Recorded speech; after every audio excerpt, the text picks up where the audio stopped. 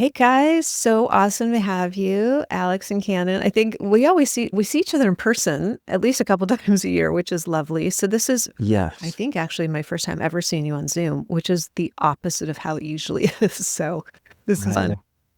Brendan, thank you Yes. so much for having us. We're so grateful to be on your podcast. So Been looking forward to it. Yes, we've talked about it and how in the world we haven't done it yet. I don't know how that's possible. But anyway, we're doing it now. Because the grounds and Mare's house is probably one of the programs that we interact with the most. Kathy and I do. Obviously, for her son was with you guys. I was thinking today, was that like 10 years ago?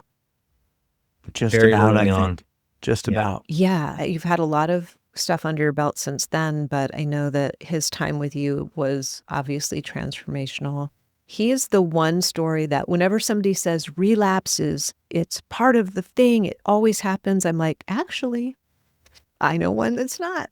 Doesn't have to be. Doesn't have to be. We love to hear that. We celebrate every success story, and Kathy's son is definitely one of those through and through. Yeah. So that's fantastic. Yeah, it is important. Like we were just saying before we started recording, no one size fits all and no one experience is the same. And so every time I hear that, I'm so glad that I know somebody who didn't. Actually, I know several people who didn't relapse because I think that's important to know. There isn't a template for this. There's just not. I For mean, sure. if anybody knows that, you guys know that. Yeah. And I think Ken and I, we definitely believe in, I don't want to say a certain way of doing things, but we have a prescription of how to address certain things, especially after the years that we've been doing this.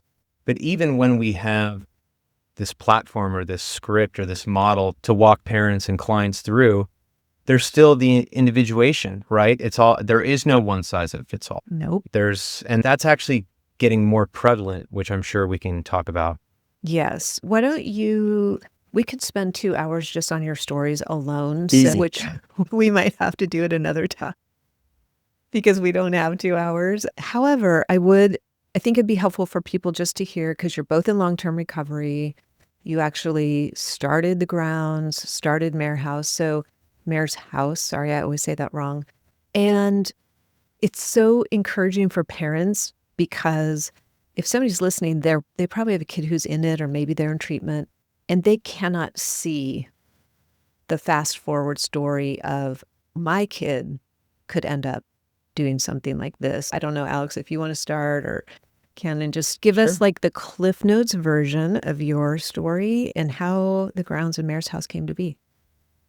No, I'd be happy to, because it's definitely important as far as how we've gotten to where we are today. Just quick background. I grew up in Santa Barbara, very privileged area, and had a very kind of unique family.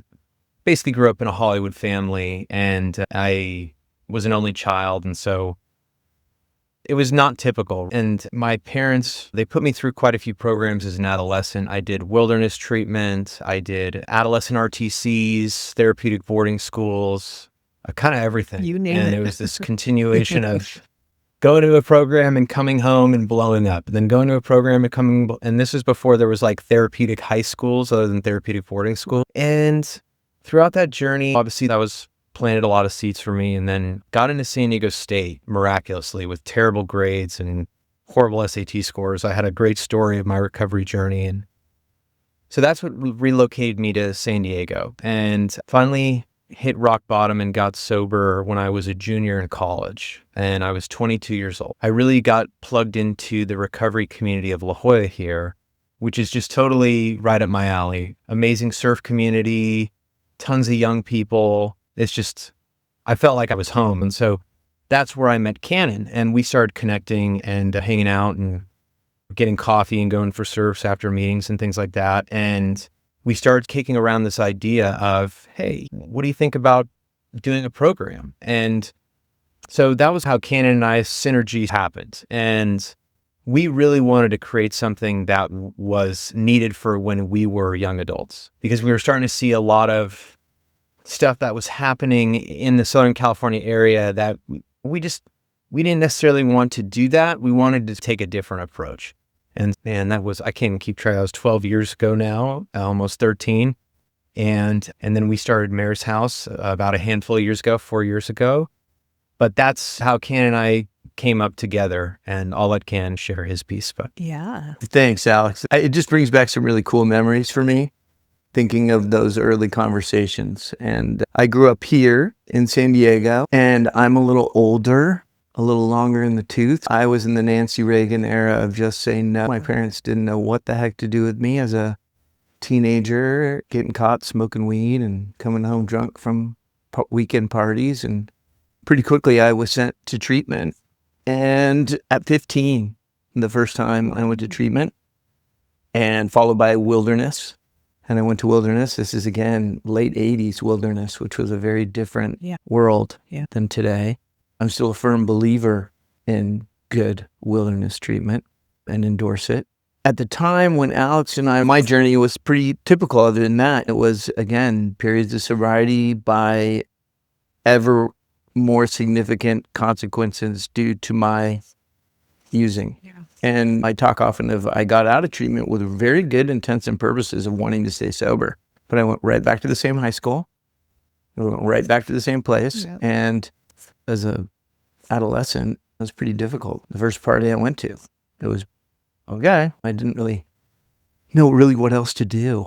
So fast forward, I ended up later in life getting interested in doing this professionally, and ended up going back to school and just really falling in love with it and working with the families and the young people. And Alex and I were friends. I was working actually for the county doing some case management and substance abuse counseling through the county of San Diego. I'd been at the VA for a while and then was working for the county. And Alex, we would talk about what great treatment we got as adolescents, but really the follow-up, what then? We learned how to hike or rappel or fly fish and be out in the woods and be abstinent, being removed from places. And then we'd come back to our real lives. And even with good intention, like I said, we'd fall back into it. And the consequences just started getting more and more significant. So when we talked about doing this, I just really aligned with Alex's vision and what he saw as far as wanting it to be something really like real life based and getting these guys not doing the shuffle back and forth. And we wanted them to get out there. Yeah. And here we are this much later. Probably one of my favorite stories from early on was we were moving in to the house of where you've been, the primary residence of the main grounds house. And we were literally, Alex and I, carrying in boxes of furniture. We were setting the house up, and a woman pulled up and said, "We hear that you're putting a rehab in our neighborhood and this and that." And we invited her into the house, and we sat her down, and I said, "I grew up here. This is my background." And within 20 minutes, it had switched, and she was telling us about her niece and the struggles her niece was going through. And I said, "Here's my cell phone." And I love over the years the stigma attached to, and I think of my own mom and dad who probably didn't tell their closest friends about what was going on with me. It was very kept close to the chest. And that was not something like my kid's struggling, my kid's having these issues. It was very much, we put on the face that everything's good. And so again, getting rid of that stigma. And I think that if they have the opportunity to find some other people going through it, that's what's really cool about what you guys are doing too, being able to connect people that are going through it. Because just like the person suffering with alcoholism or addiction issues, the big message is you're not alone. You don't have to do this alone. Yeah. Same. It goes both ways. Same. It's so true. We heal in community, and that goes for parents as well. That's fascinating. I would have loved to have been a fly on the wall hearing you guys talk about, maybe we could do this. And I think it's really special because not everybody ends up doing what you guys did, right? A lot of people go through what you did. They go through treatment and then they move on and they do their life and they become a real estate agent or whatever. So I think it's really special when two people get that passion and that bug of we can do this and we can probably do it better than, what we've seen out there, or we're filling a hole. And I can't agree more. That gap at 17, we really see 17 is just the year of hell because they're no longer 16 and you can't hold the driver's license over their head. And 18 is right around the corner and I'm going to be out of here, right? Like, I'm never going to talk to you guys again. I have a 16-year-old. I know. That 17th year, oh man, we see parents just struggling through that year because the kids are just a hot mess. And then they leave And it's with hard you. because you're limited into options too. You're limited into options. They're not an adult yet. So there's several programs that you're really relegated to adolescent programs that may or may not be providing what they may really need that they could get maybe at an adult program, but they can't go yet. So it's really a tough time all around. It's so tough. And I think what you said, and I know you're both big believers in real life. And you guys are just in a neighborhood in San Diego. And it's funny because when my son finally did all the things that he did, and then he had to get out of Seattle and he moved to San Diego, and people were like, are you crazy? Like San Diego, that's where all the drugs come in from Mexico. They just thought I was out of my mind to let him move to San Diego. And it's, you're going to find whatever you're going to find, wherever you're going to find it. His problem was finding it in Seattle. Other people have a problem finding it in San Diego. So I love that people are in your community, are in the community. You're just in a neighborhood. It's not like you're out in the middle of nowhere. And what do you see when guys come to you and they're in that environment? Are they like, well, I'm just out here? What's that experience like for them to land in? I'd say sometimes. Yeah. We get a lot of guys from out of state, right? Yeah, so we do get quite a few men and women that are coming to us not San Diego, but not even California. So we get a lot of clients. There are some cool moments where I think they see and go get in the ocean that's a few blocks away from us. And they get, and maybe not that they haven't been in the ocean before, but that experience of being sober with other peers, that kind of vibe of going, oh, whoa, I'm here having fun, just being in my body. Some of that is really cool to see. And at the same time, it's like the greatest place for a young adult to live in regards to the appeal. Yeah. And you have young people biking, skating on the boardwalk. You got surf, healthy at cool lifestyle restaurants. Yeah. So yeah.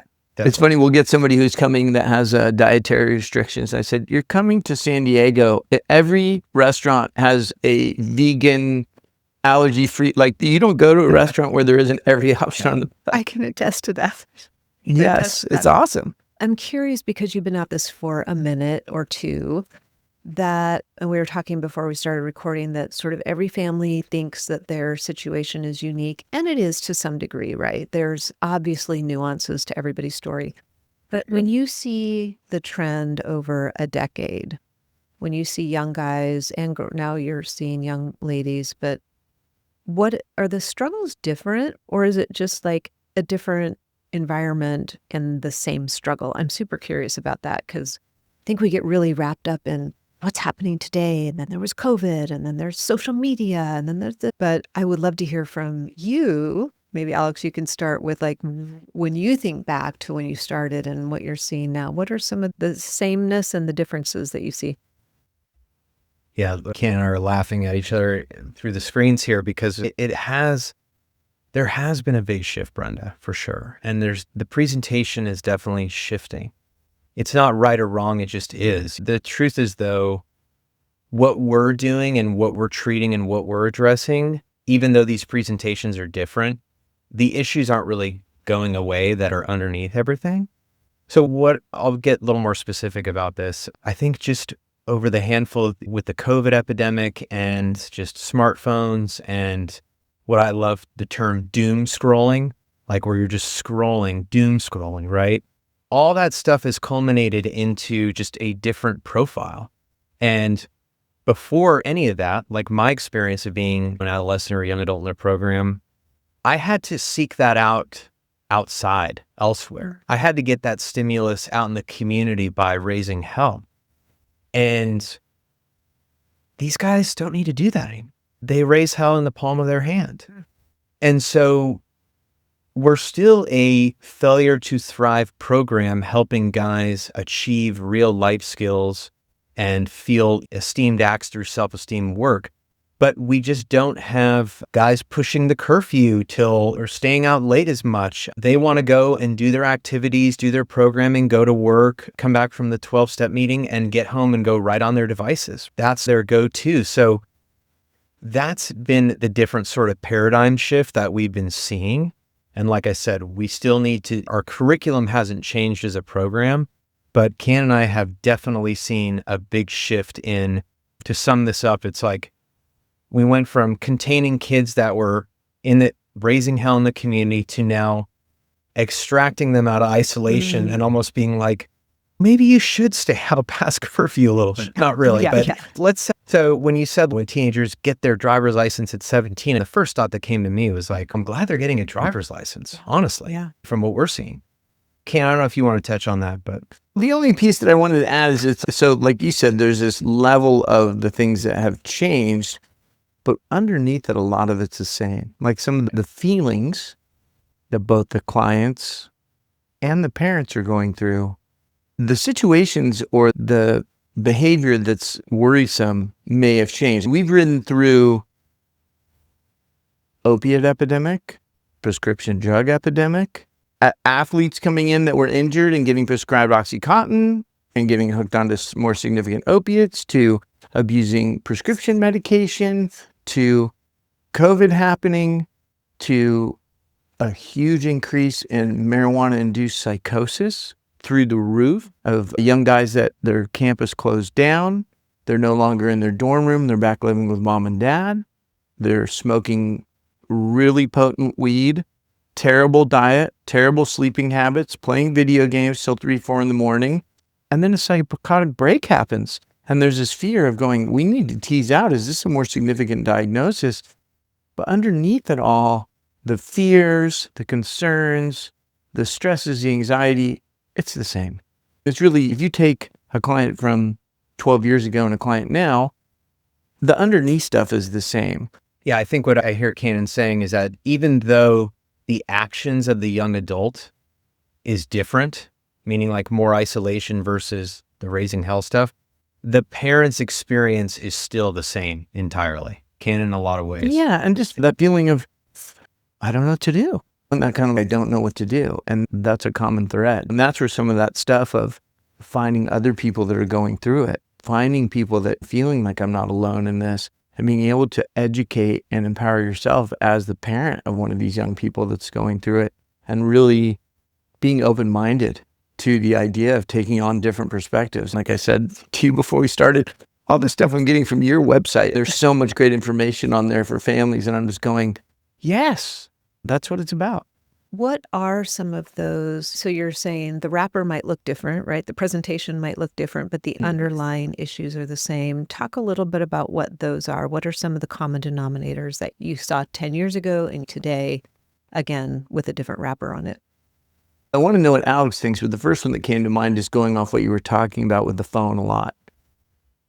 And I've learned these terms because, like I said, I have a teenager. The FOMO is real. Yeah. You get these young adults that see peers of theirs that are taking a gap year and they're in Europe, or they're doing this or that, or they're working, or they're making money already. And they're like, so there's a lot of self-depreciation and really lack, these feelings of self-worth, I think, is something that I see underlying as a common, how they feel about themselves. Getting some of that Alex and I from the beginning have stressed so hard on, that getting some good self-esteem, feeling good about stuff that are little wins adds up. Yeah. What do you see, Alex? Yeah, and that, I think what Cannon's talking about is also on a grand scale of what all adolescents and young adults are dealing with. I'm a huge fan of Scott Galloway, and he talks about how everybody now with social media is able to see, like with Mr. Beast and all these characters, what a multi-gazillionaire is on their phone. Yeah. But before then, it was like, we drive around the neighborhood and it's, oh, that family has a nice car. That was their only perspective of what being a baller or any of these things mean. And so now it's not like kids can just have a check-in with their friend on the phone and be like, oh, what are you up to now? Oh, wow. It's like they're seeing everything. So if I'm in a program and my friends just graduated college on time, and some of them have already retained a job outside of college, and I'm here in a program and I'm behind and I'm seeing them like living their life that's just a facade because it's social media. Oh my gosh, I'm just going to feel, I call that judging my insides to everybody's outsides. Yeah. Outer reflection of inner reality is, oh my goodness, it's such a... We talk about a lot of guys too that come in and vocation is a big part of our program. We have everybody go out and seek part-time work because we think that in the scope of the whole package, making right-sized pieces of fitness, your recovery piece, your mental health piece, your exercise piece, getting up and going to a job and having some purpose, whatever that may be, it's keeping everything right-sized. We get a lot of clients that come in and want to go, we call it 0 to CEO. They're really not in a place of being ready to go and say, oh yeah, I'll make your smoothies or work at the coffee shop. They're like, I'm going to own these and have a bright green Lamborghini like this guy on my... Exactly. That's my point, is that there's such a delusional disconnect of, what everything looks like in between. Yeah. And the struggle and the resilience that's needed for that to be achieved. And I don't blame them. It's just, it's tough to see that. And It's tough. it's like you have to be your own doom scroll mediator and monitor. I don't have social media for a reason, but I don't expect young people in this day and age to not. And just going back to Cannon's point of the vocation piece. So that's been our thing from the beginning. And that goes back to the very beginning of us getting started as far as what did we need when we were 19 years old. And I get parents on the phone that are like, what's this deal about this part-time job? What is it about the part-time job that you guys find so impactful? And the truth of the matter is, if I go and hit the pavement with a resume and I put in my resume and I land a job, whether it's the bike rental store, the smoothie shop, Sprouts Groceries, and I get the call back and I get the second interview, that not only feels really good, but then I'm actually going to work. I have coworkers. I have a schedule. I then have this thing called a paycheck where I have to figure out what a W-2 is and set up a credit union to deposit it. Long story short, the part-time job piece teaches executive functioning skills better than volunteering and going to school. Yeah. And that's been our MO since the beginning. We're not undermining any of the clinical work that we're doing. We're not undermining any of the awesome surf adventure and ocean sports that we do. But it's just, our hope is that we're going to be this container and this safe kind of guardrail that we provide this curriculum for these guys that they're going to do this stuff long enough to where they're going to wake up one morning, look at their schedule on the board in their room and go, okay, I got to go to work today from 10 to 4. I'm going to do a workout this morning, and then I'm going to go for a surf and hit the 12-step meeting or something like that. Hypothetical. They're going to do that long enough to where it's, wow, that feels pretty good. And I want to keep that going. Yeah. And that's honestly the best we can do. And hoping that the parents don't intervene with their stuff and their anxieties and their in the meantime. Yeah. And that's why, so we're working with two things. We're trying to provide that container for the young adult to achieve that. And then we're also working with the parents on the side to give them the space and to give them the dignity of his or her process to achieve that. Yes. So. I'm so glad you said that because we talk quite a bit about, well, a young person's in treatment. If they're with HopeStream, we're doing the work to hopefully not have the parent unravel all of the work that was done while they were in treatment, because we can do that. And I can say that because I did it myself. I was very successful at that. But what should families expect? Because that is so confusing. It's, okay, they were just in the hospital or they were in wilderness therapy or they were wherever. And now they're in this very structured, sober living environment. But I don't know, should they be getting a job or should they be going to school? Should that happen in week 2 or week 12? Or what if they go out and they have a drink? Like, it's such a mystery to us as parents. Yeah. What is... And that's why we want parents to be as vulnerable as possible to us. Like, we want parents to just basically fillet themselves to us because we need to know what they're going through. We're going to have better outcomes if the parents call their case manager or call Cannon or call me and say, hey, I'm really struggling with this directive that you guys are encouraging us to do. Right. This is what makes me feel, because it's one of the same. here we are treating the young adult, but really 95% of it is the family work that's being done. And so you can't do one without the other. I always say this, I say, I would way rather work with a young adult who presents very challenging, right? Maybe defiant, just a tough cookie, with parents that are totally on board with what we're doing, versus a young adult who presents like a rock star who's willing to do whatever it takes and I'll do it all, with parents that are very ambivalent and maybe just don't trust the process or have guilt about it, and that's okay too. But I'm just saying that's how important it is to have the family investment and the family buy-in. I think in going back to I just want to say in something off of your website, this idea of prioritizing your own well-being as a parent. I'll encourage families, if they get a call, the client will call their parent and be telling them all the things why they don't need this, why they don't want to be here, they made me do this or that, or whatever it may be. And I pretty much always coach parents to say, that sounds really tough. I'm sorry you're going through that. I know you can figure it out. Love ya. Talk to you next week. Yes. There is nothing that says I'm here for you more than believing that your kid can figure it out. Yes. Because our natural instinct, for me as a parent, is to be like, okay, let's get this handled. Yes. I'm going to go in there and figure this out for him. And by Yeah, letting get your a solution, yeah. especially young adults, and going, oh man, that really sounds like a tough one. I'm sorry. I'll have a client that goes and gets a job offer, but it doesn't work with our curriculum in housing. So they have to turn down a job. Here we're telling them they have to go get a job, but it keeps them out past curfew, or it makes them miss their required 12-step meetings, whatever it may be. So they'll call the family. Now, often the family will call us and be like, can you make an exception for the, and it's going, what if you let them sort it out? What if you empower them to go back to that employer and say, listen, I really want to work here, but I have other constraints that I can only work these hours. What a lesson for the young person to learn how to go back and have a conversation and maybe get turned down. And I was going to say also to Alex's thing, I get guys that come in and don't want to work the bike shop rental place or whatever it may be. They're like, I want to do this and be making this much money. When they get the call that they've been hired, it doesn't matter what the job is.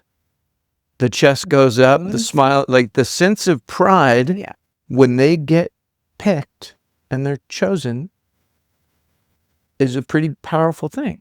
It's really cool. 100%. Yeah. And also, I think it feels great for parents. I know when my son got hired at Marshall's, it was like a stalker.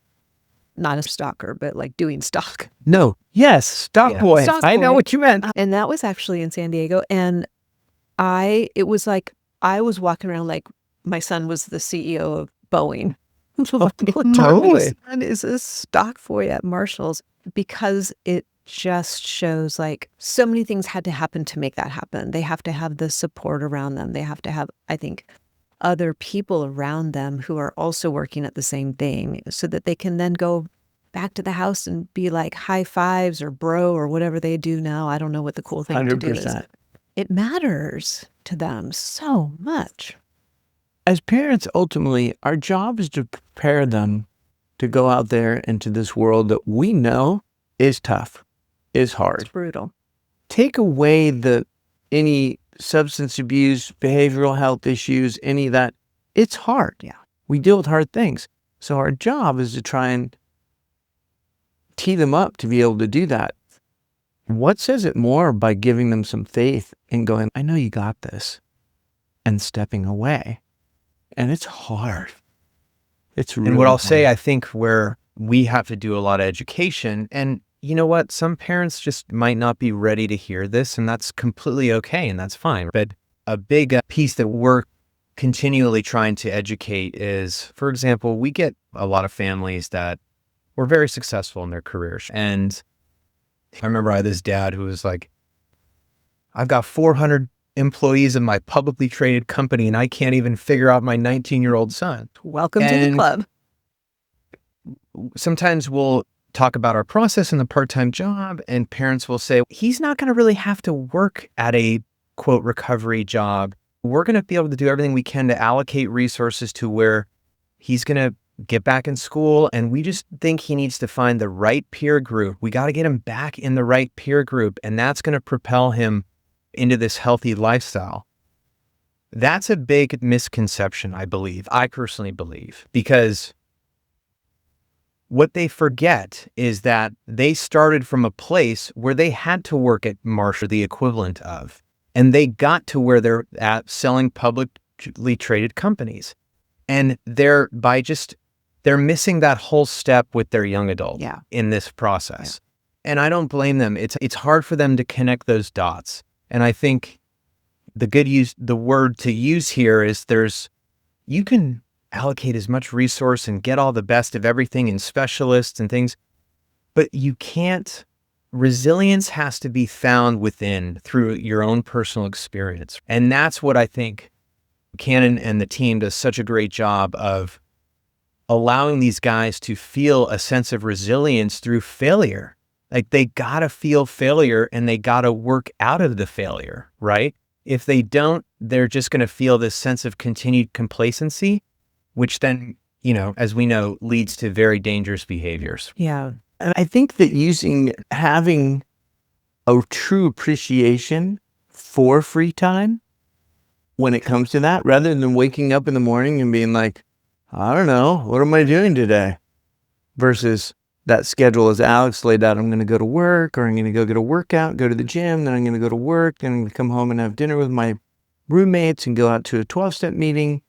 When you get that free time, you use it and you enjoy it and you are grateful for it, versus being a jellyfish just floating along at the whims of whatever comes your way. You end up feeling just more, I don't know if powerful is the right word, but just, which a lot of these guys, myself included at that age, I didn't feel like I had a whole lot of say in what was going on in my life. Yeah. And I so know the feeling. Yeah. Oh, sorry, Cannon. I was just going to say, I so know the feeling of just feeling, oh my gosh, like all I know how to do is just go to therapy groups, and I'm gonna not really knowing how to have skin in my own game of life. And that's why you have to do it all. I think if you're going to be a successful program, you need to have the continued therapy support to do the deep interpersonal work, which is so important.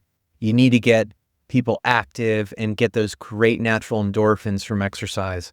But the third piece of teaching that resilience, we found the best way to do that is through the vocational training and everything we've talked about. So, what are some of the typical part-time jobs that guys are getting? I'm just curious. What are they doing? Are there like a handful of jobs? I'm looking at my current census right now and going, I got a guy that's working at a restaurant, and he's a little bit of jack of all trades. He waits buses, runs food, new restaurant here in town, and he's working his tail off and he loves it. I have another guy who's currently working in an auto parts store. I have another guy that's working at another bakery. He's going in at 5 in the morning and learning how to bake.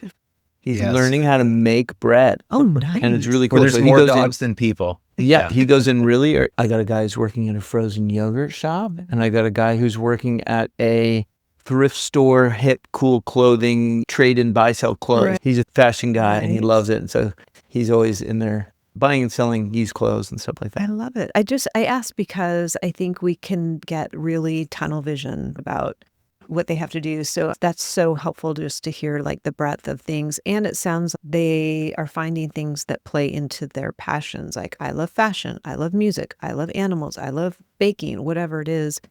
And being able to, I just think that would add a spark to that whole thing of, I'm actually doing something that I enjoy and I'm getting paid and all of the things, and just being around people who are not in treatment potentially. Like, they're just... That for sure. And here's the piece that's also interesting though, Brenda, is that on a lot of this stuff, it's not rocket science. And this is stuff Alex and I went through ourselves. Sometimes you have to work at a job to know that's not what you want to do. Sure. So for me, rather than feeling like I had this thing like, okay, you have to go to college, but having no idea what I wanted to do whatsoever, by wanting to better when I was newly sober, I worked at a restaurant and I waited tables and it worked. and I had tips, and it was like, okay, cool. I get a free meal every day. I was just like getting the beginning steps of life stuff going on. And then a regular customer that came in who I knew was a general contractor and a carpenter, I went to him and I was like, I want to come work for you. Will you teach me how to do this? And the guy took me on. And then I did that for almost a decade, where it was like, and I just kept going. And it was by my own wanting to climb the next rung on the ladder, rather than it was this outside thing being told, this is what you're supposed to do. And so that's why I went back to UCSD at 30 and to do this. Never thought this was what I was going to do, but it was like, okay, yeah. And but it wasn't because the world at large was saying, this is what you need to do. And by no means I suggest anyone wait till they're 30 to go to school. But you know what I'm saying? Like, I had to go and work other jobs to know, yeah, no, that's not what I want to do. I want more. Yeah. It has nothing to do with the family's net worth background or what this kid has as far as finances or anything. It's the principle, right? It's just the principle of learning how to retaining the job and staying consistent with it. Those fundamental skills that are learned through that process, they're going to do better at Cornell down the road or USC or wherever, right? Wherever these parents, a lot of parents naturally have anxiety about the fact that their son or daughter is behind. Yeah. And so it's not like we're anti-school or anything by any means. Of course not. It's just more of, this is a formula that we found, and not to mention all the work of, hey, he's got $1,500 saved up. How about we try and you taking him off of the family plan for his cell phone and having him pay for that? And then he'll pay for the gym membership. So it's like these great little stepping stones.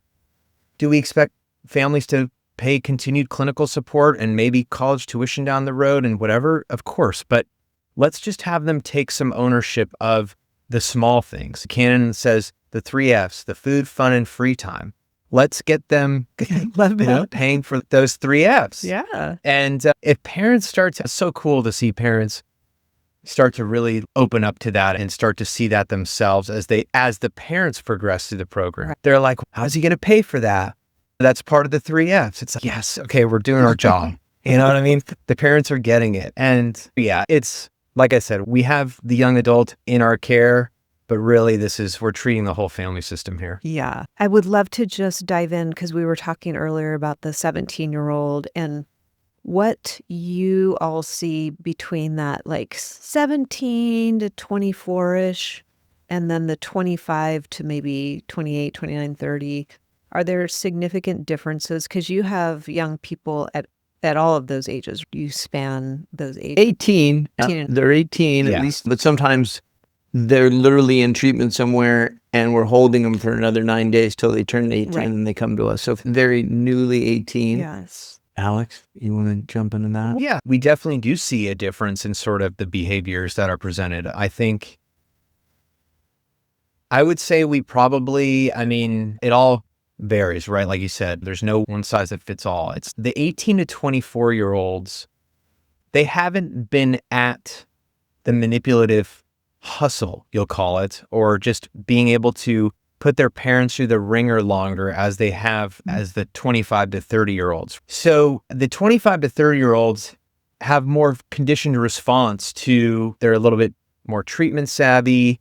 They can be more manipulative because this is how they've been able to survive through their addictions or behaviors longer. Right. The 18 to 24-year-olds, they haven't been at it that long comparatively. And I think, so I mean, we definitely have great outcomes with some older guys, but I would say we probably have better outcomes with the 18 to 24-year-olds because we can get at it on more of a preventative measure. Let's get at it on the ground level or earlier. Yeah. And we can work with the parents. I love having different age groups in the house because I've seen each really have an opportunity to help the other. I'll have families sometimes say, oh, you've got a lot of younger guys in the house and he's 27 or 26 or vice versa. I think the guy if he's ready, and this also goes for Mare's house, the women's house. We see it all really depends upon what their journey up to that point has been like. But I've seen an older guy, say 26, 27, come in the house and really have this opportunity where he looks at the just 18-year-old who is taking this seriously, who's going to meetings, who's meeting with the sponsor, who's got a job, and he goes, I got to get it together. So there's like that kind of aspect. And then the 26, 27-year-old is able to help the 18-year-old more in the social aspect, how to act out there in the world, even whether it's in going in and talking about how do you interview for a job? What do you do if, your coworker asks if you want to go get a beer? How do you navigate some of the life stuff that maybe they've had some more experience in, and can be really cool, where I see the older guys able to help the younger guys out with those real life, more social situations. But the younger guys really motivate the older guys sometimes. So it's pretty cool. Yeah, Cam brings up really good points there. Yeah. And then you add the women's house into it, and it's a whole nother addition. I know. I feel like, Brenda, we didn't really get a whole lot of time to talk about the women's program. We might have to do that on another show. But just quickly tell us, though, why you did start Mare's House, because until I really started diving into this world, I just would assume that if you're getting sober, if you're finding recovery, it's just the same whether you're a guy or a girl. But apparently, I have learned that is not true. So give us the quick overview, and then we'll do a part 2 where we can really dive into Mare's House. Our program director, Maxine, big shout out to Maxine. Mare's House. Yep, she's awesome. She could articulate this better than anybody. I would say, for the most part, if we look at the men in the men's program, the men at the grounds, depending on what their family background looks like, they generally present with a lot of the same issues, right? Isolation, gaming, the marijuana-induced psychosis stuff. It's a prevalent profile across the board. The ladies at Mare's House, we're dealing with a lot more poly issues, right? We're dealing with disordered eating, self-harm, histories of sexual trauma. And then we do get the girls that have needs for executive functioning needs, like failure to thrive needs that need to launch and things like that. But it's a very dynamic profile. The boys at the grounds, they need help with getting a button-down shirt pressed and like being presentable. To put into comparison, and this is Maxine's, I'm poaching it from her, a lot of these girls at the Mare's House, they can get a job anywhere on their worst day. Yeah. So that's just a big difference. Yeah. And it's not just this baked in failure to thrive program for the Mare's House. We're really doing an individualized job of treating what's needed. But that being said, going back to what Cannon was talking about earlier, the families need the same support that they need at Mare's House as the parents at the grounds. It's just the same thing. Women can launch into independence, have their own life, have their own destiny it's just how we provide that container is different. That goes into the culture of the house. I think that's so much. It's really so much about the culture in the house.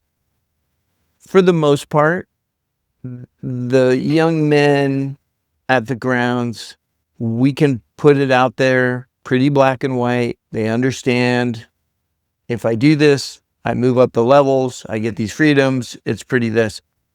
The feeling of safety and feeling connected to the other women in the program, feeling connected to the director, Maxine, down there, the then loop that Maxine creates in regular contact with the families, of it feeling, the cohesiveness of it is different. The feeling around the interpersonal relationships between the women that are living in the house at any time and being able to navigate that, my hat's off to Maxine, because I was one who did think, we're just going to redo the grounds and do it down there for the young women. And we learned. And it was a very educational experience for us to learn and go, oh, it's not as easy. If you don't get out of bed, we're taking your stuff. It's, oh no, that's down there. And really, it's been about creating the space and that feeling of welcoming women when they come in, and women to women feeling that connection and feeling safe amongst the other women. I don't think the guys come in here really too worried about feeling safe. Alex brings up this story or connection thing of young men don't go out for a run around the neighborhood and are worried about what could potentially happen to them on a run around the neighborhood after dark. To constantly live with knowing, having to have this other, especially ones that have a history of having some, if there's been trauma, if there's been anything like that. So really feeling the space itself. And I do want to just plug, the coolest thing about Mare's House is how it came to be. Alex's mom, I get choked up a little bit, was always such a fantastic supporter of not only him, but the work he does. And Mare, When we started getting asked to do a women's house probably 3 years into this thing, and we were like, nope, no thanks, didn't want to do it. And we finally did, and that's where Mare's house came to be, is named after Alex's mom. And so it's a meaningful thing. The opportunity to help these young women that really, it's a scary place out there for women in that stage of their life that, for all of us, but it's been a really cool endeavor. It's been really neat. That's so special. Thanks, Ken. Yeah. So we named it after my mom, Mary Ellen, and Mare's house. And is it Mars house? Is it about a horse? Oh, we'll roll with that. But no, I don't really have any. Maybe we'll get Maxine on at some point or something, but it's really been a tremendous learning experience for me. Labor of love. Learned so much. I've learned so much about what women need through their recovery journey. As a man, I'm pretty clear on what boys need, but wow, these women talk about resilience, right? I mean, there's a lot that they're going through, and yeah, I'm really proud of them. And it takes, all I'd say is, if you want to have a great women's program, it's real top-down leadership. I think with everything, but you gotta have like very entrenched support there on all levels. Yeah, from the program director to the case management to this daily manager, staff that's working with these women. The trust, the feeling there of feeling trust and safe is number one, I think. Absolutely. Yeah, I would agree. I did go on a tour and it felt lovely. It felt really warm and cozy and awesome, welcoming. Yeah. And I could imagine that women are in such a vulnerable position in those early stages, and providing that level of safety in that container where you could focus on your recovery and not just on looking over your shoulder every day or having to wonder who's going to be coming in or who's going to be walking through. It's so critical to do that. Yes, I would love to do a follow-up with Maxine and learn more about that, because I don't know. I recently read a statistic that more girls are actually using substances now than boys, which I found fascinating. And it was a legit study, like by NIDA or something. Or SAMHSA. It was not just some one-off, which shocked me, because I think young men, and I have 4 boys, so this makes total sense to me, is like, what is what you get? Like, they present like, I am drinking, I'm smoking, I'm playing games, like, and the girls, from what I see, mask it more. Like you said, the eating disorders with self-harm, with a lot of the anxiety and all the things that they're dealing with. And I think the substance use may show up later. And that's where the red flags really go off for the parents. But that young lady has been suffering for so long. You're constantly, there's a lot of addressing like whack-a-mole in Mare's house. There's disordered eating. There might be some self-harming, substance, acting out sexually or whatever. You're right. The boys are going to go out on their main squeeze. And so it's definitely, and that's why you have to have women that are in leadership in the women's program that understand that to the core. Yeah, absolutely. So. Oh, goodness. We could talk all day, but I will let you get back to the young men and women who need you more than I do. If you had, and I'll ask each of you to think about this, if you had a parent in front of you, which I know is not uncommon, and they were really struggling because they have a kid who's not doing well and they can't really see the other side, what would you share with them? Man, that's never been asked, so that's really cool. I would just calmly let them know that there is nothing that is terminally unique about what they're going through. It may feel that way, but it is totally okay, and we're here to help the best that we can. I know that feeling of feeling so isolated and alienated and thinking that I'm going through this experience myself. And I think a lot of our families go through that, and just normalizing that for them was what I would do. Nice. What about you, Cannon? I just think that I have told this to parents. I've yet to meet a family, whether it's mom and dad, whoever it may be, that hasn't done everything with the best intention possible to help their child, their loved one. Yeah. So stuff gets out of whack. We do stuff that we think because we don't know what else to do. and living in the shoulda, coulda, woulda, or shame or this. It's, hey, it's constantly about being willing to learn. And again, I'm quoting your website, look at other perspectives, being willing to go and look and go, okay, because no one's doing it wrong, right or wrong. You know what I mean? It's okay. You've tried everything. Maybe it's time to try something different, and being willing to listen. Just keeping open-minded will get you farther than anything else. Yes. I think. Words that I love to hear. Keep an open mind. Don't blame yourself. Try Right. something new. If what you're doing isn't working, try something new. Yeah.